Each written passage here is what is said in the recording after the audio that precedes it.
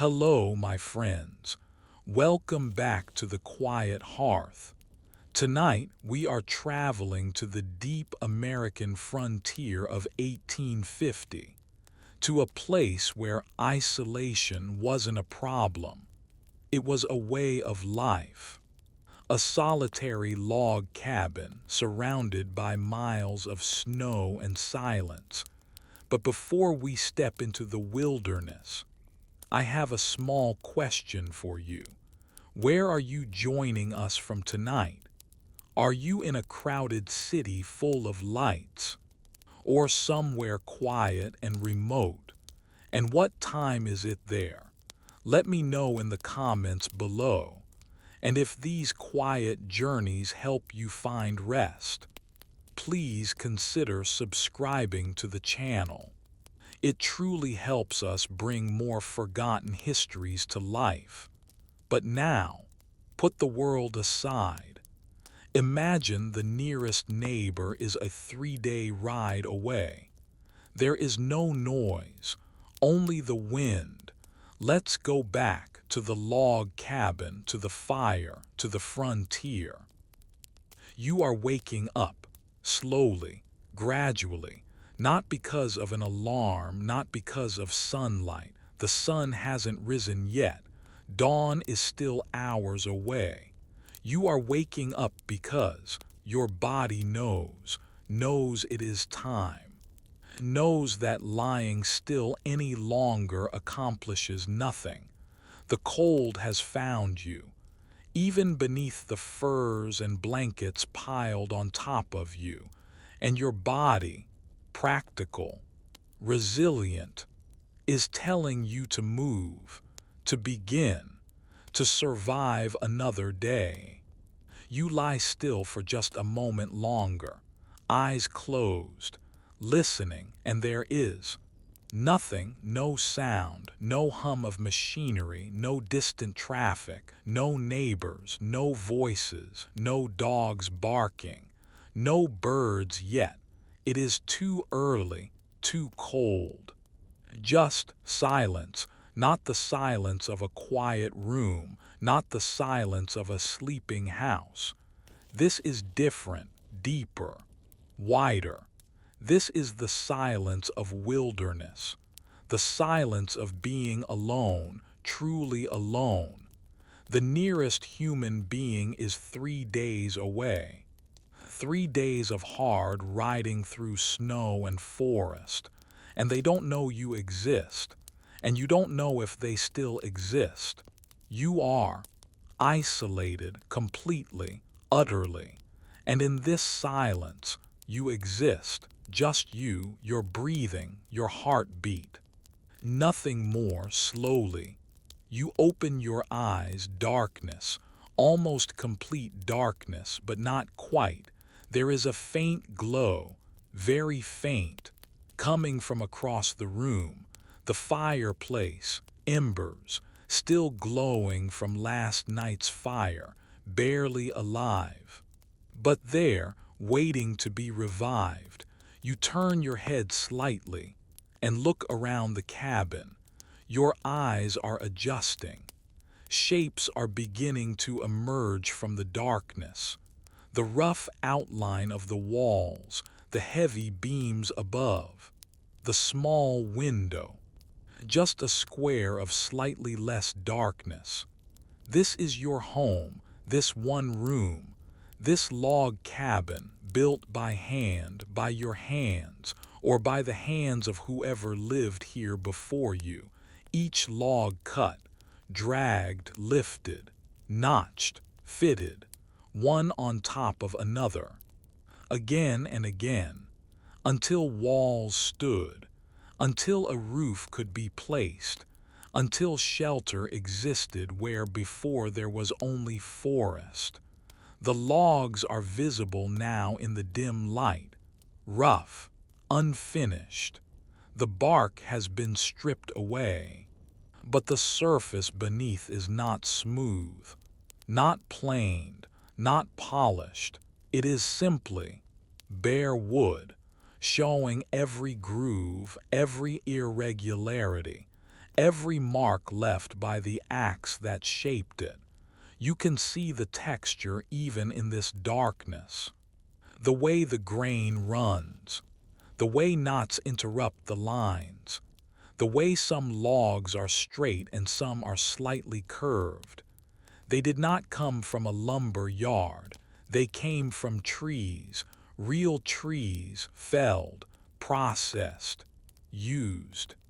Your eyes travel along the wall nearest to you, log stacked upon log, and between each log, between each rough timber, there is a gap, a space, not large, perhaps an inch, perhaps less, but present, because logs are not uniform.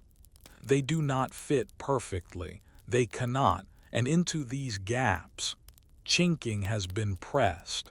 Mud, clay, mixed with moss, dried grass, whatever was available. The chinking fills the spaces, seals them, keeps the wind from whistling through, keeps the cold from pouring in freely, keeps the warmth, what little warmth the fire provides, from escaping too quickly. You can smell it, the chinking, even now, even dried and hardened, it smells of earth, of clay, of moss, organic, natural, temporary, because chinking does not last forever. It cracks, it crumbles, it falls out, and then it must be replaced, packed in again, sealed again, constantly, endlessly, maintenance that never ends. But beneath that smell, underneath the scent of mud and moss, there is another smell, stronger, more present, more permanent, pine, resin, wood, the logs themselves still releasing their scent, years after being cut. The pine resin, trapped in the wood, slowly seeping, slowly evaporating, filling the cabin with that sharp, clean, slightly sweet smell, the smell of forest, of timber, of nature brought inside and made into walls. You breathe it in, slowly. That smell has become so familiar that you barely notice it anymore. But it is there, always there, a constant reminder of what this cabin is, where it came from, what it is made of. Your eyes continue their survey of the room, the walls, the ceiling above, beams, rough-hewn beams stretched from wall to wall supporting the roof, notched where they meet the logs, fitted, held by weight, by gravity, by simple, ancient engineering. The beams are darkened, stained by smoke, by time, by the moisture that hangs in the air during winter. They sag slightly in the middle, not dangerously, just, noticeably. They have borne weight for years, and they show it between the beams, boards, rough boards, laid across, forming the ceiling, or perhaps the floor of the loft above, if there is a loft, a small space tucked under the peaked roof, for storage, for sleeping, for children, if there are children, but mostly, there is just this one room, this single space, where everything happens, sleeping, cooking, eating, living, surviving, all contained within these rough-hewn walls. The floor beneath you is wood as well, planks, wide planks, hewn from logs, split, flattened, laid across floor joists, not nailed, not always, sometimes just, placed, fitted, heavy enough to stay put. The planks are uneven, you know this without looking. You have walked across them hundreds of times, thousands. You know which boards creak, Which ones dip slightly? Which ones have gaps between them where cold air rises from below, from the crawl space, from the earth itself? But for now, you are not walking. You are lying on a bed, or what serves as a bed, a wooden frame, rough, simple, ropes stretched across it, creating a web, a support, and on top of that, a mattress, not springs, not foam, just fabric stuffed with straw or corn husks, or whatever was available. Lumpy, uneven, but functional, and on top of you, layers, blankets, wool blankets, heavy, scratchy, and furs, animal furs, bear, deer, whatever could be hunted, tanned, used. The weight of these layers is considerable, but necessary because the cabin, even with the fire, even with the chinking, is cold, especially at night, especially in the hours before dawn. You know you must rise, must leave this small pocket of warmth you have created beneath the furs, must face the cold of the cabin, must revive the fire, must begin the day, but for just another moment, you lie still, and you listen to the silence, the absolute, profound silence outside these walls. Wilderness stretches in every direction, forest, unbroken forest, miles of it, days of it. Trees so thick that sunlight barely reaches the ground. Snow covering everything, muffling everything, creating a world without sound, without movement, without any sign of human presence except this cabin, this single cabin, this tiny island of humanity in an ocean of wild. You are alone here, or nearly alone, and that aloneness, that isolation, is not something you chose for comfort. It is something you endure because this is the frontier. This is the edge. This is where land is cheap or free, because no one else wants it, because it is too far, too wild, too hard, but it is yours. This cabin, this land, this silence, this cold, this survival, all yours. You take a breath. The air in the cabin is cold, not as cold as outside, but cold enough. You can see your breath, just barely, a faint mist in the darkness. It is time. Time to rise. Time to move. Time to bring the fire back to life.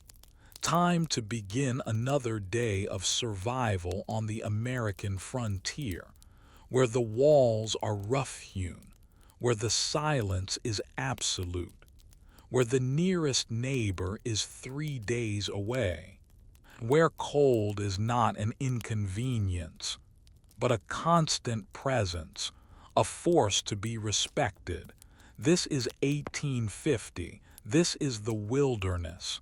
This is real isolation, real cold, real survival, and this is how it begins. Every morning, every winter, every day, with rough walls, with silence, with cold, with the simple, difficult, essential act of getting up and facing it all, alone. You push back the furs, slowly, reluctantly, the weight of them, bare fur, deerskin, wool blankets, has been holding warmth close to your body, trapping it, but now, as you fold them back, that warmth escapes, rises into the cold air, and is gone. The cold meets your body immediately, sharp, biting, present.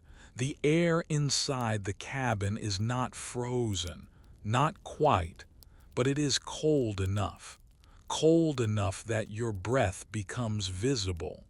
Small white clouds forming in front of your face, floating, drifting, disappearing into the darkness. You sit up. Your muscles are stiff from the cold, from lying still for hours. You move slowly, carefully, and swing your legs over the edge of the bed frame. Your feet search for the floor below. Contact. The wooden planks are cold, so cold they feel almost wet, but they are not, just cold. The kind of cold that pulls heat from your skin immediately. You pull your feet back for just a moment, and then place them down again, accepting the sensation. You stand, your body, wrapped in the long underwear you slept in, is shivering already, gently, involuntarily. The cabin's cold air wraps around you, touches every exposed part, your face, your neck, your hands. You can see your breath with every exhale. White clouds, proof of the temperature, proof that inside this cabin with its rough walls and chinked logs, is barely warmer than outside. The fire has been out for hours, and without it, the cabin cannot hold warmth, can only slowly, inevitably, surrender to the cold. But you know what to do. You have done this every morning, every winter morning. The ritual is familiar, necessary, survival. You move toward the fireplace. It dominates one wall of the cabin. Stone, river stone, gathered, hauled, stacked. Each stone fitted to the next, creating a structure, a hearth, a chimney rising up through the roof, allowing smoke to escape. The fireplace opening is large, wide enough to crouch inside if needed. This is not decorative, this is functional, essential. The fireplace is the heart of the cabin, the only source of heat, the only source of cooking, the center of everything. You kneel before it. The stone floor in front of the hearth is cold beneath your knees. You lean forward, peering into the darkness of the firebox. Embers, yes, still there, barely glowing. Small points of orange light in the ash, dying but not dead, not yet. You reach for the poker, iron, heavy, cold to touch. It leans against the stone wall. Always in the same place, you lift it, and carefully, gently, you stir the embers. The ash falls away, and underneath, more glow, more heat. The embers respond to the air, to the oxygen. They brighten slightly, pulsing, red-orange, alive, good. You set the poker aside and reach for the kindling box. It sits beside the hearth, always prepared, always ready. Inside, small pieces of wood, twigs, bark, pine needles, anything dry, anything that will catch quickly. You select a handful of the smallest pieces, dry pine twigs, brittle, light. You place them carefully on top of the embers, gently, creating a small pile, allowing air to flow through. And then, you wait just for a moment, watching. The heat from the embers begins to transfer to the twigs. They darken, they begin to smoke, thin wisps rising, gray smoke, smelling of pine, of resin, of forest, and then a flame, small, tentative, yellow. It flickers at the edge of one twig. growing, reaching to the next, and the next. The fire is catching, building, spreading through the kindling. You add more, slightly larger pieces, small sticks, thin branches, feeding the flame, encouraging it. The fire responds, it grows. The flames become taller, brighter. The crackling begins, soft, gentle, the sound of wood being consumed. The light from the fire begins to fill the cabin. Orange light, warm light, dancing, flickering, revealing the walls, the ceiling, the corners that have been hidden in darkness, and the warmth. The first suggestion of warmth reaches your face, faint, barely there but real. You lean closer, hands extended, palms facing the flames, and slowly, very slowly, the cold in your fingers begins to ease. But the fire needs more, needs to grow, needs to become substantial, because kindling burns fast, and the cabin is large and cold. You turn to the woodpile. It stands against the wall near the fireplace. Logs, split logs, stacked, each piece cut to fit the firebox. Each piece brought inside yesterday, carried from the woodshed outside, through the snow, because you do not go outside for wood once the fire is out. You prepare, you stack. You keep enough inside to last. You select a log, not the largest, not yet, a medium piece. Dry, the bark still clinging to it in places. You lift it and place it carefully onto the fire, onto the burning kindling. The flames lick at it, testing, learning its surface, finding purchase for a moment.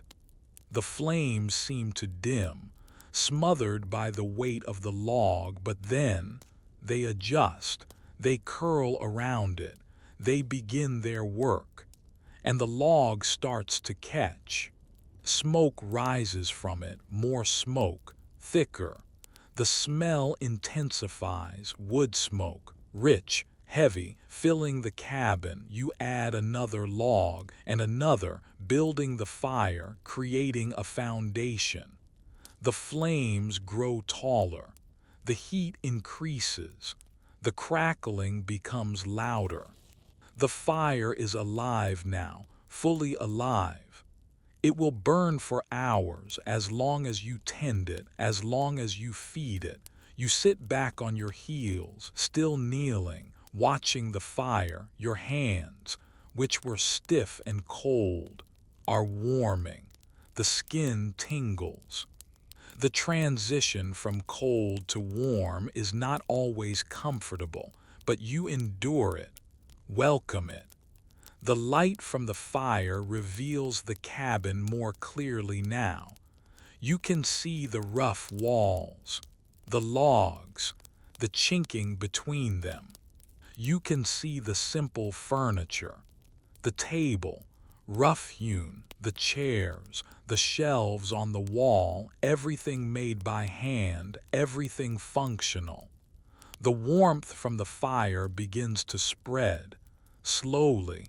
It radiates outward, into the space immediately in front of the hearth, but beyond that, the cabin remains cold. The corners are dark, cold, the far wall, the wall opposite the fireplace, might as well be outside. The heat does not reach there. This is the reality of the frontier cabin. The fire warms, but only what is near, only what is close. Everything else, everything beyond the small circle of influence, remains at the mercy of winter. You stand. Your legs are stiff from kneeling. You move closer to the fire, as close as you can without burning, and you turn, slowly, warming your front, then your sides, then your back, rotating, absorbing heat. Thawing. Your breath is still visible, even here, even standing before the fire. Because the cabin air is still cold, will remain cold for a while yet, until the fire has burned long enough, until enough heat has accumulated. But that will take time, an hour, perhaps more. For now, there is just this growing fire, this small sphere of warmth, this temporary reprieve from the cold. You look toward the small window, a square of gray. Dawn is approaching, not here yet, but approaching. Outside, the world is frozen. Snow covers everything. The forest, the clearing, the woodshed, everything white, everything silent, everything cold. But inside these rough walls, there is fire, there is light, there is warmth beginning, there is life, contained, protected, held against the wilderness. The smoke rises up the chimney, most of it. Some lingers, drifts across the ceiling. The cabin smells of wood smoke now, completely. The smell of survival, of fire, of warmth, of another day beginning.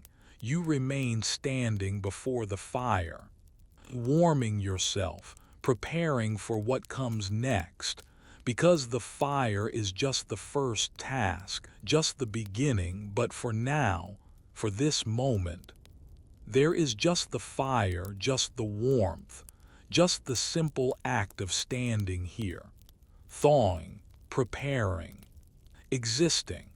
The heart of the cabin beats again. The fire burns, the smoke rises, the warmth spreads, and you, standing before it, are alive, are warm, are ready for another day. Another winter day on the frontier, in the wilderness, in 1850, where survival begins, always begins, with fire. You cannot stay inside forever. The fire burns, the warmth spreads, but the fire consumes, constantly, hungrily, each log that burns, each piece of wood that turns to ember and then to ash, must be replaced. The wood pile inside, the stack against the wall, is diminishing, always diminishing. You turn from the fire, from its warmth, and you move toward the door. The door is heavy, made from thick planks bound together. It hangs on iron hinges. You reach for the latch, iron. Cold even through your glove, you pull. The door opens. Reluctantly, the hinges creak, and as the door swings open, the outside enters, cold, immediate, aggressive.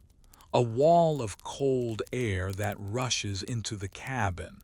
The contrast is shocking. You step through, quickly, pull the door shut behind you, outside. The light is overwhelming, blinding. Everything is white, pure white, brilliant white. The snow covers the ground completely, deeply, stretching in every direction. The sun, low in the winter sky, reflects off this whiteness, amplifies. The light comes from everywhere. You squint, shield your eyes, wait for adjustment. The clearing, your clearing, not large, perhaps 50 feet in any direction. And beyond, trees, towering pine trees, their trunks dark, almost black against the white, rising up, straight, tall, their branches heavy with snow. The silence is profound out here. No birds, no animals, no water running, No sound, just vastness. Empty vastness. A silence so complete your ears almost ache. You are alone, utterly alone, in a world of white and silence. You step down. Your boots sink into the snow, deep. Each step is effort. The snow crunches under your boots, squeaks. That sound snow makes when very cold, very dry. You move toward the chopping block. It stands in the clearing, a large stump flat on top, waist high. The surface is scarred, marked, gouged by countless axe strikes. Beside it, rounds. Large sections of trunk. Too large to burn, they must be split, and leaning against the block. The axe, you reach for it. The handle is wood, smooth from use. Cold. The axe head is iron, steel, heavy, sharpened. You lift it, feel its weight. Its balance. You select a round, lift it. Heavy, solid, frozen. You carry it to the block, place it on top. Center it, you step back, position yourself, feet apart, the axe in both hands. You look at the round, study it, looking for cracks. For the grain, there, a small crack. You lift the axe slowly above your head, and then you swing down hard, fast, thwack. The sound is sharp, clean. It echoes out across the clearing, into the trees, and fades. The axe has bitten into the wood deeply, but the round has not split. You pull the axe free, lift again, thwack again, deeper. The crack widens, thwack, and the round splits, separates two halves. They fall into the snow, but two halves are still too large. You retrieve one half, place it on the block, and lift the axe. Thwack, pause, thwack, pause. The rhythm establishes itself. Lift, swing, strike. The sound echoes, returns, fades, and you lift again. Your body warms. Despite the cold, your muscles are working, generating heat. Your blood is moving. You remove your outer coat. Steam rises from your body. Vapor, heat meeting cold air. The pile of split wood grows piece by piece. You work methodically, without hurry. Select a round, place it, split it, stack the pieces. The repetition is meditative. Thwack. The sound bounces off the trees. Your voice, the only voice, speaking in the language of labor. Thwack. The sun climbs higher. The shadows shift. But the cold has not lessened. But you are warm. In this frozen world, in this white silence, you are warm, moving, working, living. Thwack. The wood splits. The pile grows. The morning continues. And you, alone in the clearing, surrounded by forest, by snow, by silence. You swing the axe again and again and again. Because this is survival, this is winter, this is the frontier, and the fire always needs more wood. You gather the split wood, piece by piece, armload by armload, stack them in your arms. The bark is rough. The wood is cold still, frozen. When your arms are full, you turn back toward the cabin. Smoke rises from the chimney. Proof the fire lives. You walk through the snow, following your own tracks. The door, you reach it. The door opens. You step inside. The warmth hits you immediately. Your face tingles, burns slightly. The transition, always the transition. You release the logs. They tumble, clatter, stack themselves against the wall, good enough for now, and then your stomach tightens, contracts, reminds you, hunger, you turn from the fire, move to the shelves on the wall, sacks, burlap sacks, flour, cornmeal, beans, salt, and hanging from hooks, meat, salted meat, dried, smoked, preserved. You reach for the flour sack, untie it, pour flour into a wooden bowl, add salt, a pinch, add water from the bucket near the fire, and then the starter, your sourdough starter kept near the fire, alive. You spoon some into the bowl, it is thick, sticky, bubbles visible. You begin to mix, your hands pushing, folding. The flour and water and starter become dough you need. The dough becomes smooth, elastic, alive under your touch. You form it into a ball, cover it with a cloth, set it near the fire, where it is warm, where the dough can rise. Coffee. You reach for the coffee sack, pour a handful into the grinder. A wooden box, a crank on top. You turn the crank. The resistance is significant. The sound is rhythmic, grinding, crushing. The smell begins immediately. Coffee, fresh ground coffee, rich, deep. The aroma fills the cabin. You pour the grounds into a pot, add water, and place the pot into the fire. Among the coals, while the water heats, you tend to meat. You reach for a wrapped package, untie the cloth. Inside, salt pork, hard, crystallized with salt. You slice, creating strips. The cast iron skillet hangs near the fireplace. You lift it, heavy, solid, place it into the fire, let it heat. When it is hot, you place the strips into the skillet. They sizzle immediately. Pop, crack. The fat begins to render. The smell is savory, heavy. You watch the meat, turn it. The meat crisps, browns, and then it is done. You remove the skillet from the fire. The coffee pot is bubbling now, boiling. You remove it from the fire as well. Let it settle. The bread. You check the bowl. The dough has risen. Ready. The Dutch oven sits near the fire. You coat it with lard. Punch down the dough. Form it into a round. Place it inside the Dutch oven. You place the Dutch oven into the fire. Rake coals on top of the lid, surrounding it with heat. It will take time, but for now, you have what is ready: the meat, the coffee.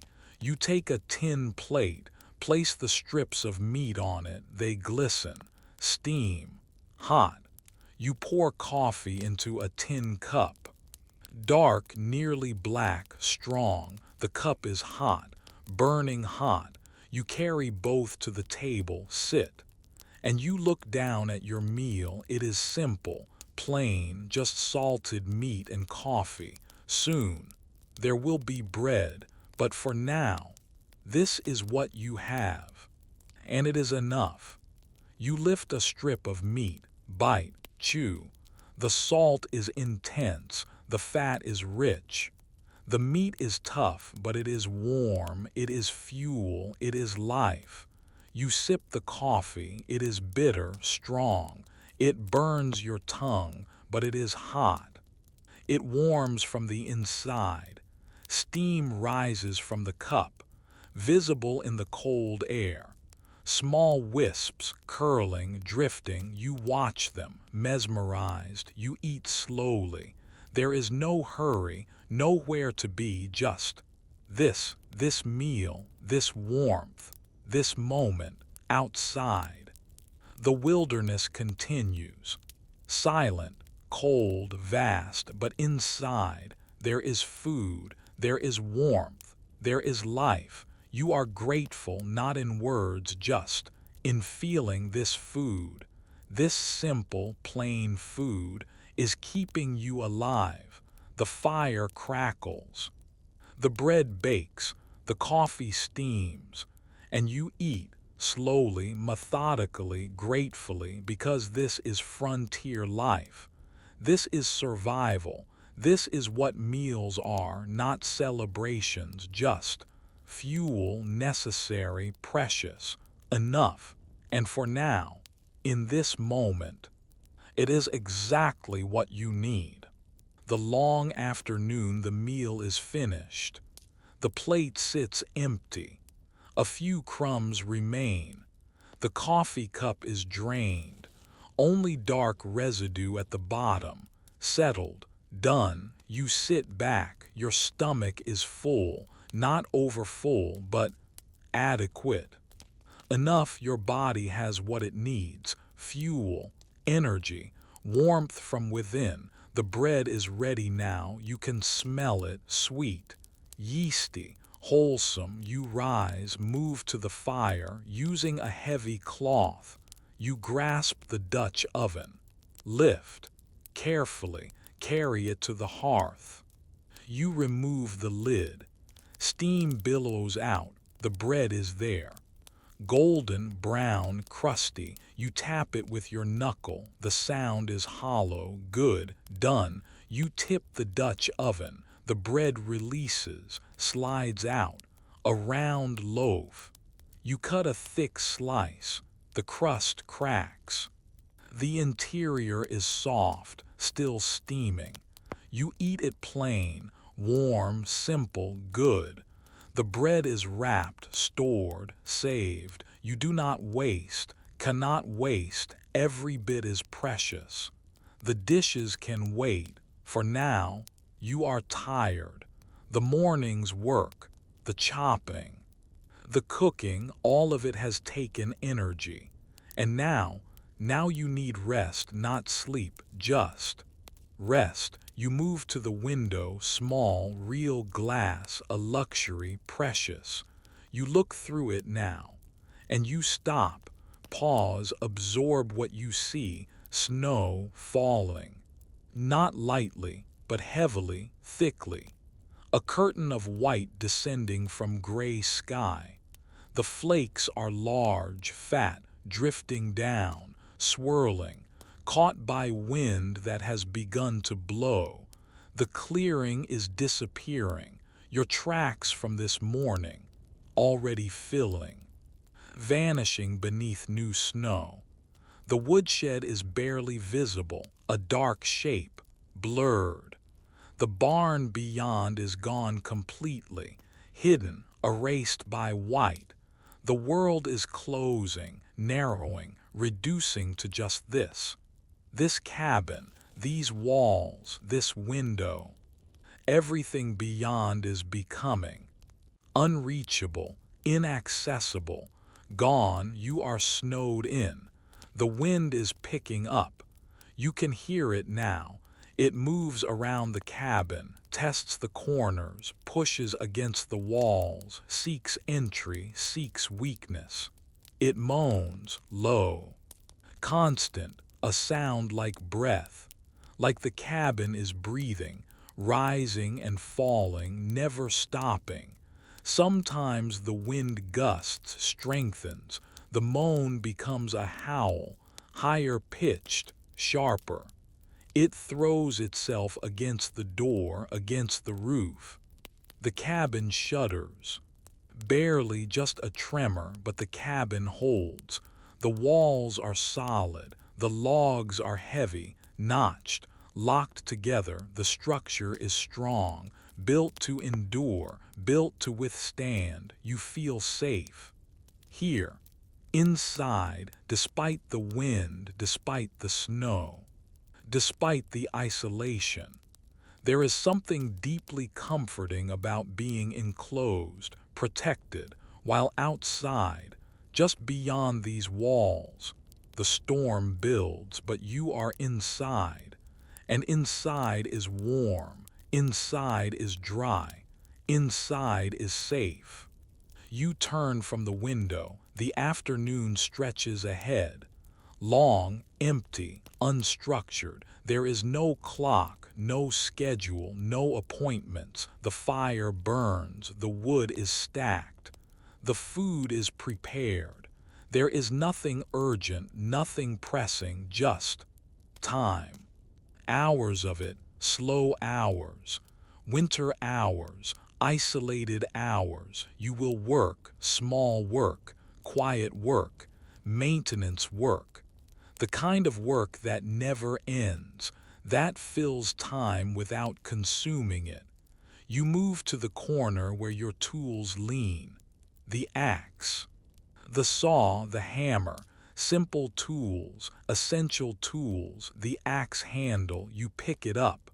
Run your hand along it, feel for roughness. There, near the middle, a rough patch, it catches on your palm. You reach for the whetstone, you spit on it, moisture, lubrication, and then you rub the stone against the wood. Gently, the rough patch disappears. The wood becomes smooth again.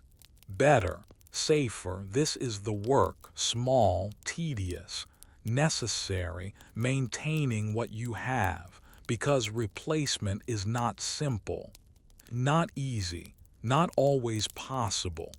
You set the axe aside, pick up a leather harness from the barn. A strap has torn, partially. The leather is old, dry. It will tear completely soon, but not yet, not if you mend it. You carry the harness to the table. Sit. The light from the window is dim, gray but enough. You have an awl, a needle, thick, strong, curved, for leather, and sinew, dried, prepared, strong. You pierce the leather, the awl pushes through, reluctantly.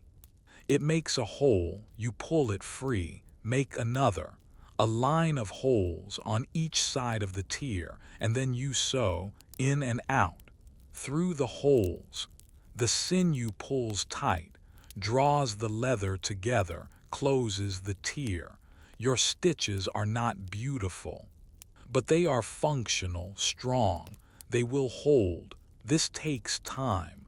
Time passes, minutes, perhaps hours. You do not know, do not care. There is nowhere to be, nothing waiting, just this small repair, this quiet work. The wind continues outside. The snow continues falling. Constant, unchanging, background. The wind moans, gusts, howls inside. The fire crackles. Occasionally, a log shifts. You rise, add another log, poke the fire, and then return to your work. The harness is repaired. You set it aside.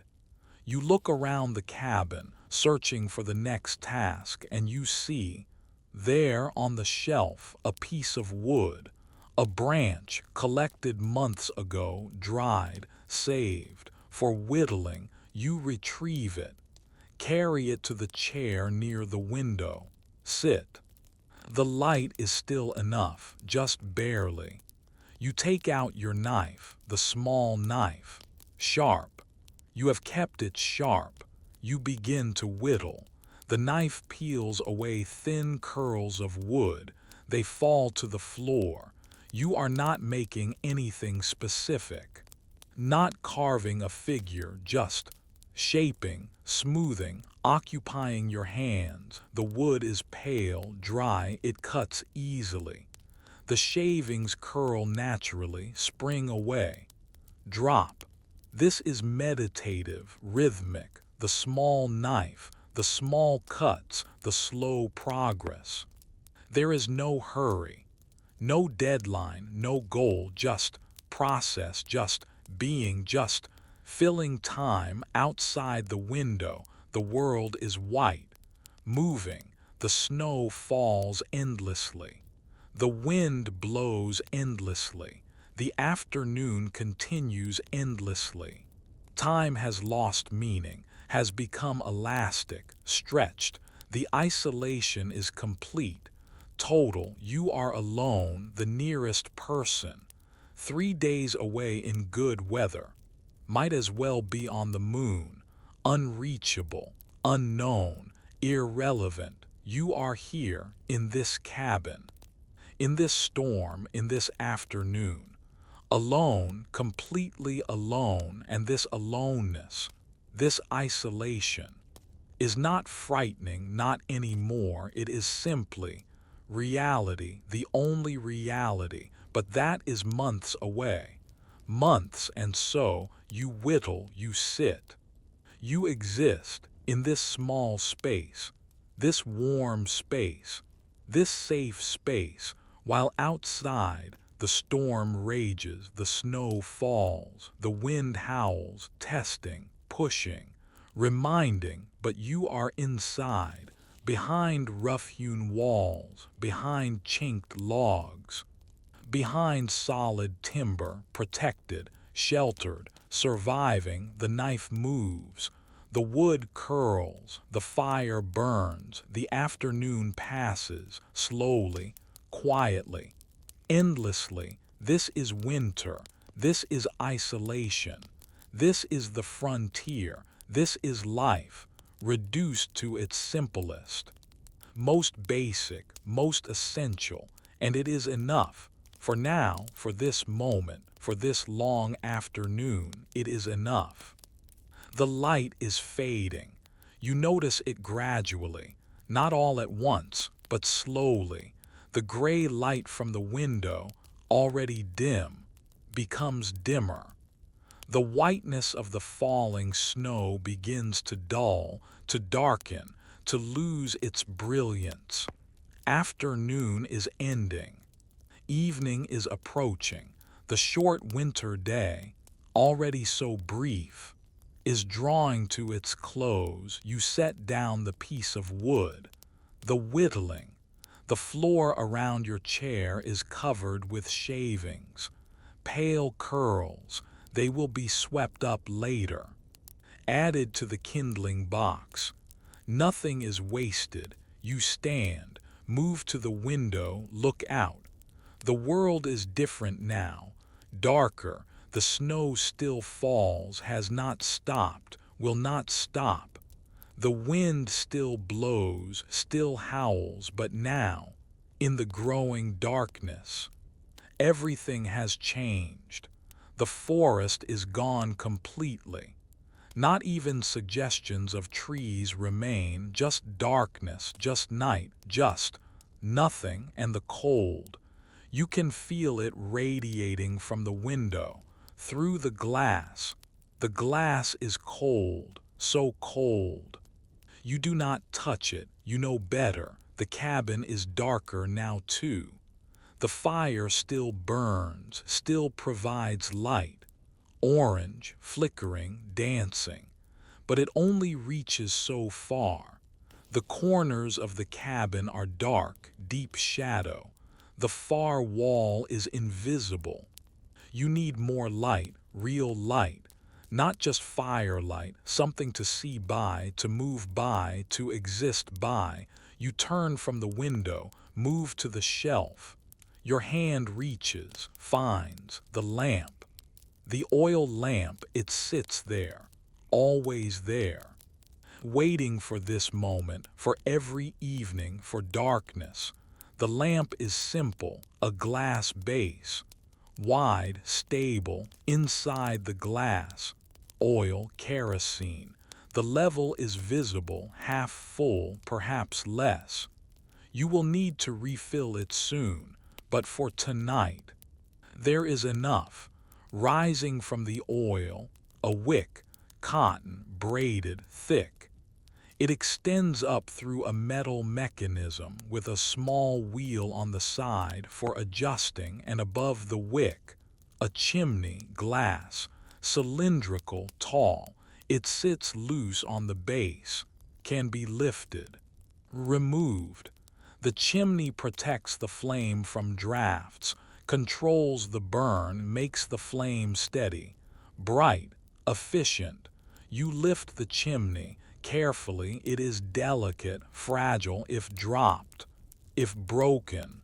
Replacement is difficult, expensive, perhaps impossible until spring.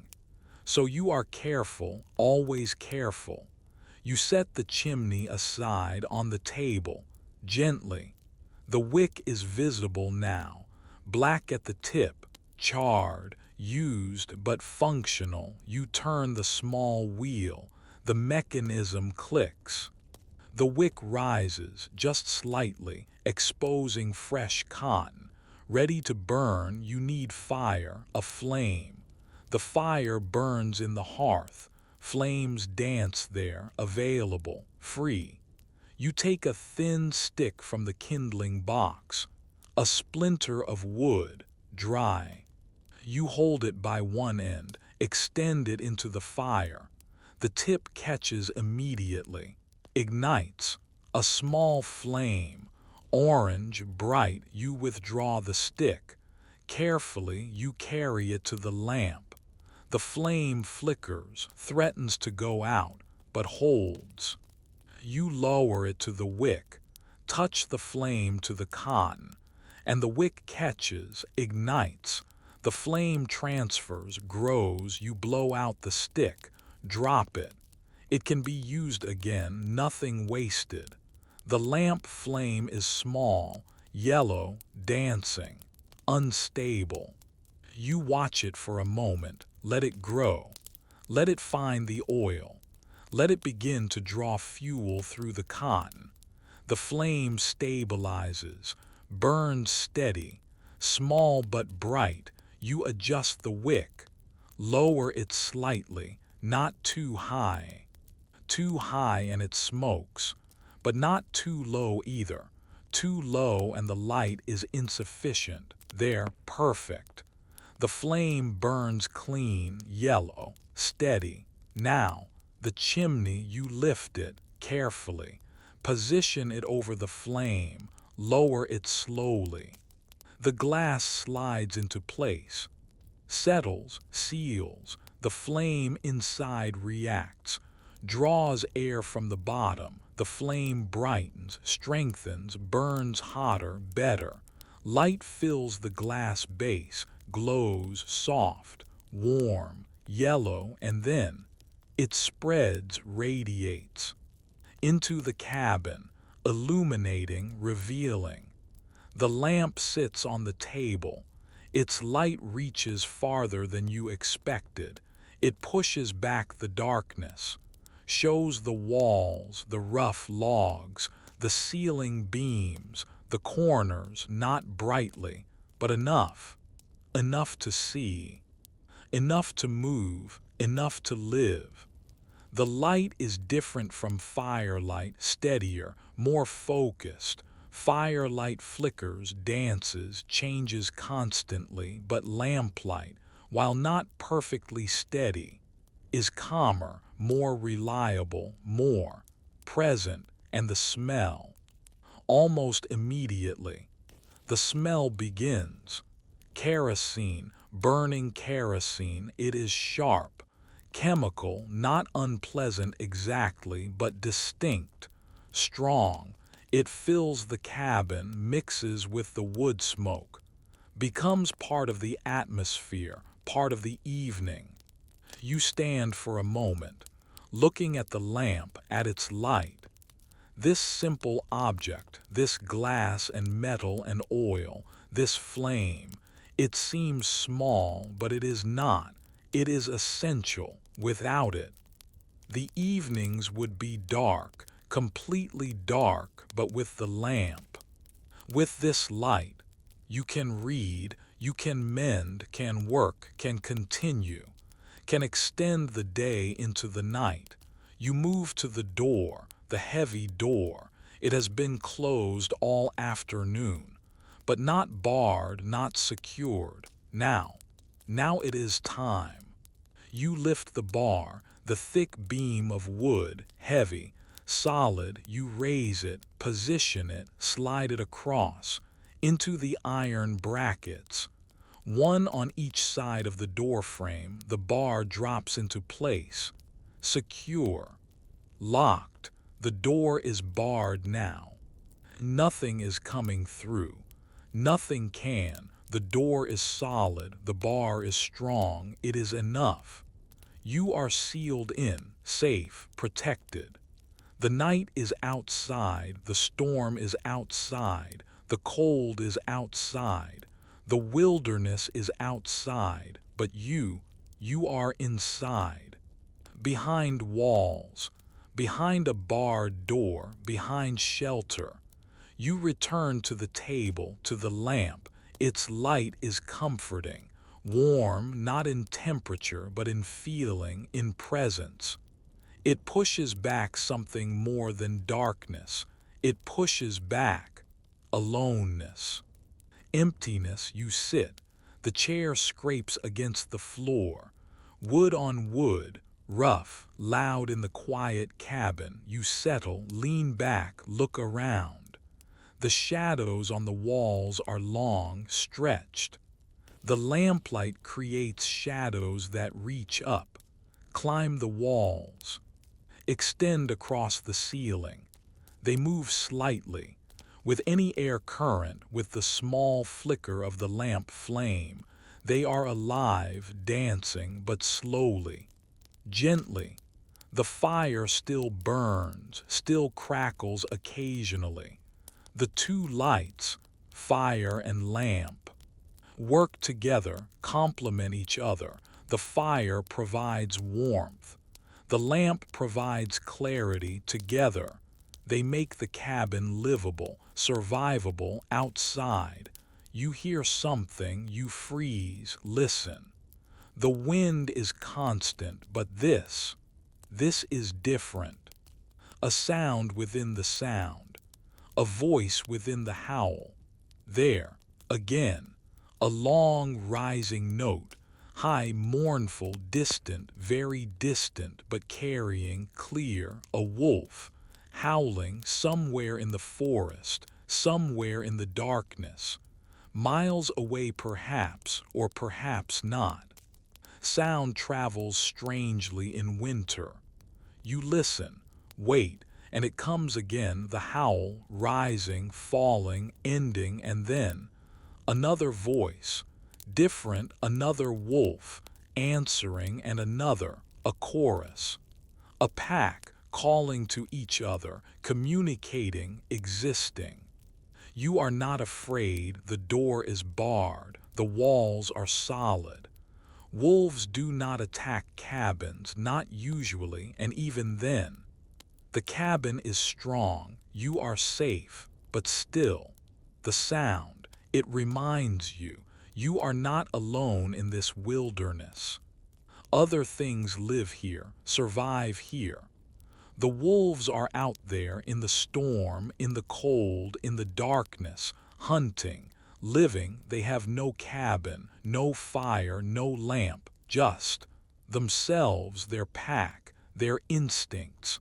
The howling continues for minutes, and then, gradually, it fades, stops, returns to silence, or to wind, to storm, but you remain listening, attentive, and then another sound, different, lower, a hooting, rhythmic, 4 notes, an owl, hidden somewhere in the forest, calling, hunting. The forest is alive at night. During the day it seems dead, frozen, abandoned, but at night, the creatures emerge, the nocturnal, the hunters. They move, they call, they live. But you are inside, separate, protected, observer, not participant. The night belongs to them. The wilderness belongs to them. You have your cabin, your fire, your lamp, your small sphere of light and warmth. It is enough, more than enough. It is everything. You remain sitting, listening. The wind, the occasional creak of the cabin, the pop of the fire, the silence between sounds, the darkness beyond the lamplight. The night beyond the walls. This is evening. This is winter evening, on the frontier, in isolation, in wilderness. The day has ended. The night has begun. The lamp burns.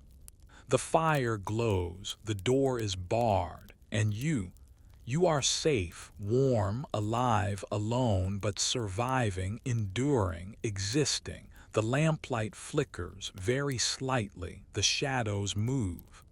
The oil burns, the wick consumes. The glass chimney glows. This is life, simple. Basic, essential, reduced to its core. Fire, light, shelter, safety. Nothing more needed, nothing more possible. The long night stretches ahead. Hours of darkness, hours of cold, hours of isolation. But the lamp will burn, the fire will burn, and you will remain inside, protected, until morning, until dawn, until another day. For now, there is just this lamp, this light, this evening, this moment, this survival, and it is enough. The evening fades. You sit in the silence of the cabin. There are no distractions here. No noise, just the slow passage of time. The fire burns low. The lamp flickers. You feel a heavy weight in your limbs, the honest exhaustion of the frontier. It is time for rest. You stand and move to the hearth. You kneel, taking the iron poker to spread the glowing coals. You cover them carefully with a thin layer of ash, banking the fire, preserving its heart so that in the morning a spark will remain. The fire is now a dull, orange pulse, waiting for dawn. You lift the lamp and walk toward the bed. The shadows dance across the rough log walls as you move. The bed is simple, a wooden frame with woven rope stretched across it. On top lies a mattress stuffed with dry corn shucks. It rustles as you sit, a sharp, organic sound that settles into the silence. The lamplight falls upon the quilt, a patchwork of history. You run your fingers over the squares, pieces of old dresses, worn shirts, and thick wool. Each stitch was made by hand by lamplight over long winter months. It is heavy, substantial. It is not for beauty. It is for survival. You pull back the quilt. Beneath it lie thick furs, dark bear fur and soft deer hide. You unlace your boots and set them aside. Your feet are cold, but you know the ritual. You swing your legs onto the mattress and lie back. The corn shucks groan beneath you, then fall still. The bed is freezing at first. The cold of the cabin has soaked into the fabric all day. But as you pull the heavy quilt and the thick furs up to your chin, you feel your own body heat begin to fight back. The weight is immense, 20 pounds of armor against the night. It presses you down, grounding you. You reach out one last time. The cold air bites at your exposed arm as you turn the small wheel of the lamp. The wick lowers.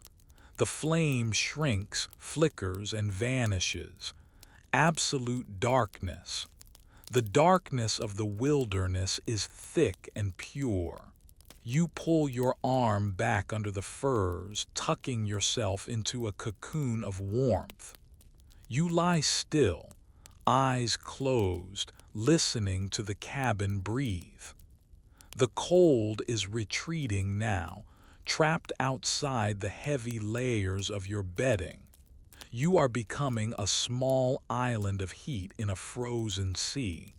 You are safe. The door is barred. The fire is banked. The forest is silent. Survival is exhausting, but you have earned this rest. One more day finished. One more night secured. Your breathing slows, the rustle of the mattress fades. You sink deeper into the warmth beneath the weight of the patches and the furs. You are surviving one night at a time, into the deep sleep of the frontier, into the darkness, into peace. Good night. The cabin stands guard around you, silent, strong, still.